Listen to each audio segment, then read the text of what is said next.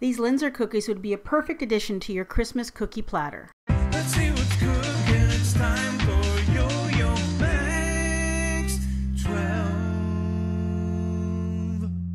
Hello everyone, starting off with a large bowl and 1 1/4 cups of butter that's been softened.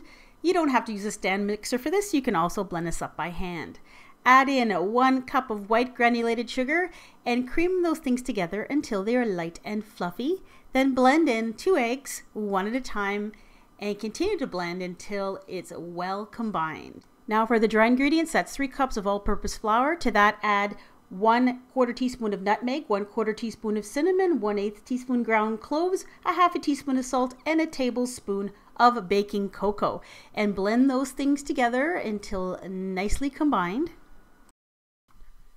Now we're going to add in that flour mixture to the bowl, a little bit at a time, blending after each addition until all that flour is incorporated. And then we add in the final ingredient, which is 2 cups of ground almonds. Now if your mixer can't handle this, you may want to stir that in by hand. Then we're going to take the dough, put it in a container or wrap it up and put it in the refrigerator for about an hour just to make it easier to handle. Take the dough out of the refrigerator. You might find it easier to work with half of that dough ball at a time. Then you're going to roll it out to a 1/8 of an inch thickness. If the dough is sticking to the rolling pin too much, you can cover with a little bit of parchment paper or wax paper and continue to roll. Now you can cut out your cookie shapes using specially made Linzer cookie cutters.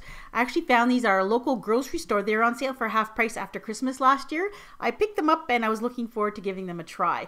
Basically, they come in 3 parts that all fit together. There's an outside ring, there's an inside cutter, and there's also a little plunger that helps you push the dough out if it sticks to your cookie cutter.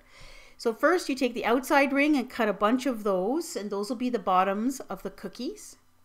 And then you reassemble and cut out the cookie tops, which are a cookie with a little cookie cutout in the middle. Make sure you cut equal numbers of each because these are going to be assembled in pairs. Once your cookie shapes are all cut out, leave it just the way it is.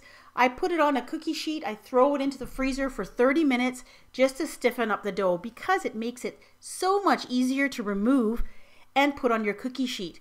If your dough is too soft, the cookies might stretch and tear when you're trying to move them from where you've cut them out to the cookie sheet.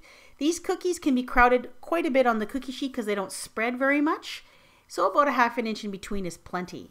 Then you're going to bake them at 350 degrees, 10 to 12 minutes, or until the edges are just a little bit brown. Then you're going to let them cool completely. So there they are, cooled completely. I put all the cookie tops on a plate and I sprinkled them lightly with a little bit of powdered sugar. That's traditional.